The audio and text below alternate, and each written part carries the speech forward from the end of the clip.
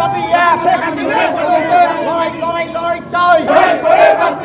আর যদি একটা গুলি চলে এই বাংলার বুকে টেকনাফ থেকে তেঁতুলিয়া, রূপসা থেকে পাথুরিয়া আন্দোলনের জোয়ার বইবে ইনশাআল্লাহ।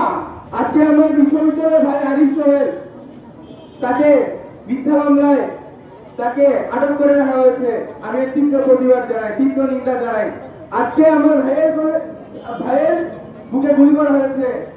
আমি ইতিহাস পড়েছি, আমি মুক্তিযুদ্ধ দেখিনি। আমি যা পড়েছি, দেশে গণঅভ্যুত্থান হয়েছে, ভাষা আন্দোলন হয়েছে, 6 দফা হয়েছে, কিন্তু এই ভাষা আন্দোলনে, গণঅভ্যুত্থানে এবং 6 দফাতে যে পরিমাণ ছাত্ররা নিহত হয়েছে, আজকে 24শে জুলাই থেকে সেই 6 দফাকে যেন আমি সামনে থেকে দেখেছি, সেই গণঅভ্যুত্থানকে যেন আমি সামনে থেকে দেখেছি। আজকে আমি একটি দাবি রাখতে চাই, একটি আমার দাবি নীরব না থাকে।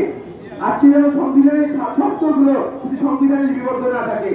আজকে যেন এই সংবিধান পুরো কার্যকর হয় এবং দেশের মানুষ যাতে বিচার পায়। এবং আমি কিভাবে ক্যাম্পাসে ফিরে যাব, আমি কিভাবে পরেরটা মিলে ফিরে যাব, পরেরটা মিলে ফিরে যাওয়ার পরে যখন দেখবো যে দুর্নীতিতে দেশ ভরে গেছে, দেশকে আর যারা দুর্নীতি করছে তারাই চাকরি পাচ্ছে। 15 জন আইনজীবী এখানে সংহতি জানিয়ে বক্তব্য দিয়েছেন।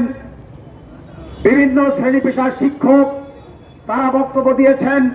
বিভিন্ন মানবাধিকার কর্মী, বিভিন্ন পেশাজীবীরা বক্তব্য দিয়েছেন।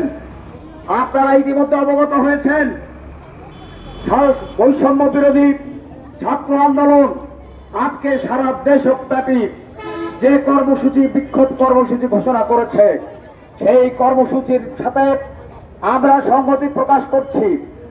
আগামীকাল থেকে সর্বত্র সহযোগিতার কর্মসূচি দিয়েছে। আমরা সেই কর্মসূচির সাথেও সংহতি প্রকাশ করে আগামী দিনে যে কোনো লড়াই সংগ্রামের খবর পেয়ে ন্যায্য দাবিতে আপনারা এরকম ভাবে সাড়া দিয়ে ঐক্যবদ্ধ হবেন। মিডিয়া ভাইরা যারা এখানে উপস্থিত ছিলেন তাদেরকে আন্তরিক অভিনন্দন এবং শুভেচ্ছা জানাই। হয়তো আপনাদেরকে বলাও হয় নাই, বলার সুযোগও হয় নাই। এইরকম একটা পরিস্থিতিতে এই প্রোগ্রামটি হঠাৎ করে হয়েছে।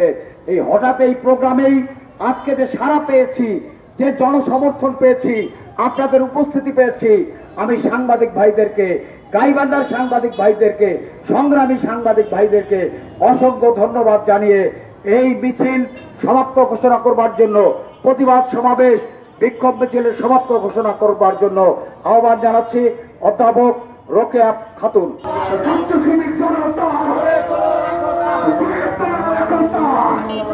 রাজপথের সংগ্রাম চলছে চলবে, ন্যায্য দাবির সংগ্রাম চলছে চলবে। আবু সাইদের রক্ত ভিজাতে পারো না, খুন হয়েছে আমার ভাই, খুনি তোদের রক্ষা নাই। লড়াই লড়াই লড়াই চাই, লড়াই করে বাঁচতে চাই। এই লড়াই বাঁচার লড়াই, ন্যায্য দাবির সংগ্রাম চলছে চলবে।